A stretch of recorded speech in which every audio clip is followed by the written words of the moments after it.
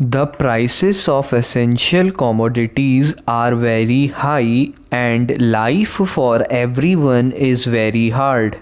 We live therefore under threats of strikes which, if they come off, are bound to paralyze our development schemes, to say nothing of the inconvenience caused to citizens and the financial loss which the country's exchequer can certainly not support.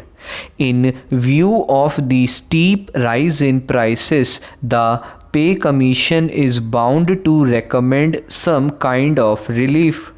I personally am glad that a commission has been appointed, because whatever restrictive or penalty legislation is brought in, it can never make for general contentment and well-being, either mental or physical, and without these there can never be any enthusiasm in the hearts of the workers nor any industry on their part.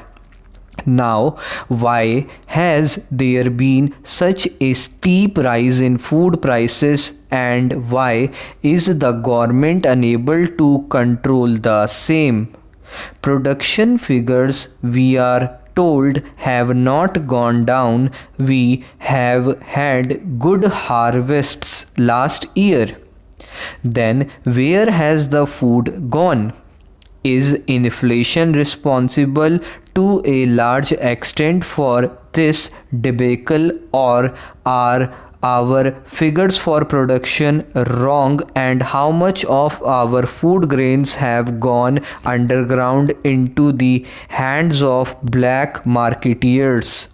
Why cannot government bring these antisocial elements to heel? These are questions which have to be faced squarely. Increase in salaries will cost the exchequer hundreds of crores of rupees. Where is the money to come from in addition to what is needed for the plan?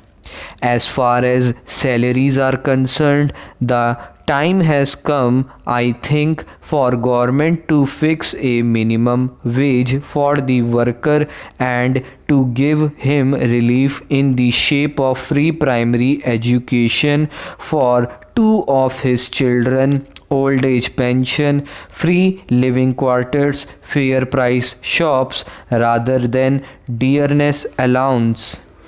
I feel the moment anybody's salary is raised, he is inclined to spend more.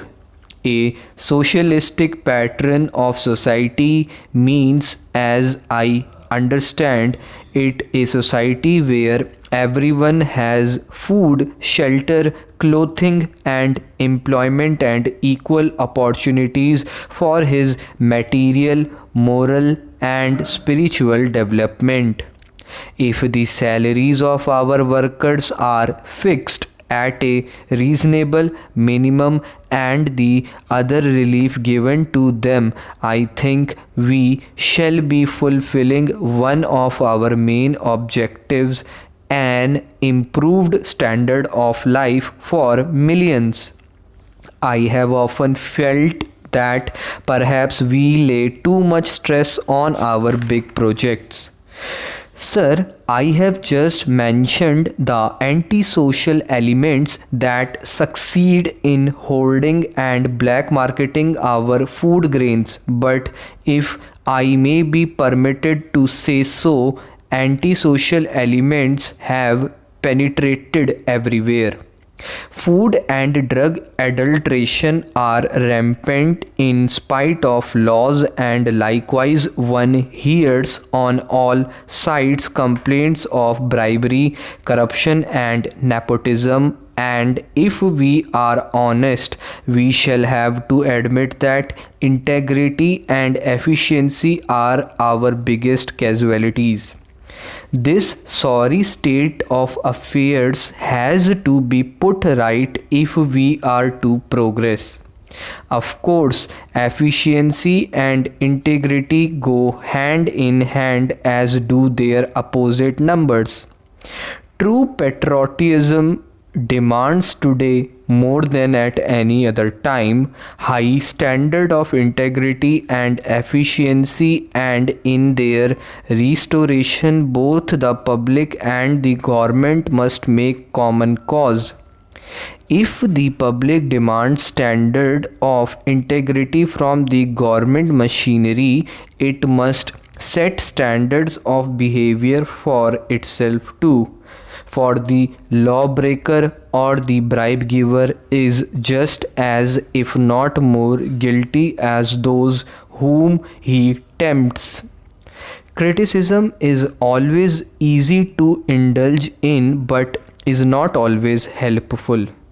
Therefore, I had put forward certain concrete suggestions last session for the consideration of the finance minister, which, in my humble opinion, would provide permanent sources of revenue in addition to, and in some instances, to replace what he is tapping.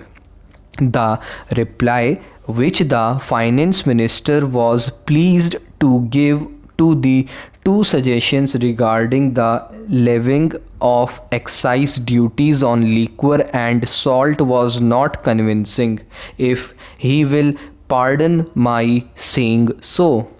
I, for one, do not mourn so much over the loss of revenue to government as I do over the dishonesty that prohibition by law brings in its wake. At the same time, why should the money that the government needs so badly go into the pockets of unworthy elements? Sir, man would accept the hardest discipline if he could be convinced of the rights of the measures imposed on him. But man will always question the validity of rules if he does not know their source, because he can only think morally if he is improved from within. The goal to improve man does not consist in making him go through the gestures of morality.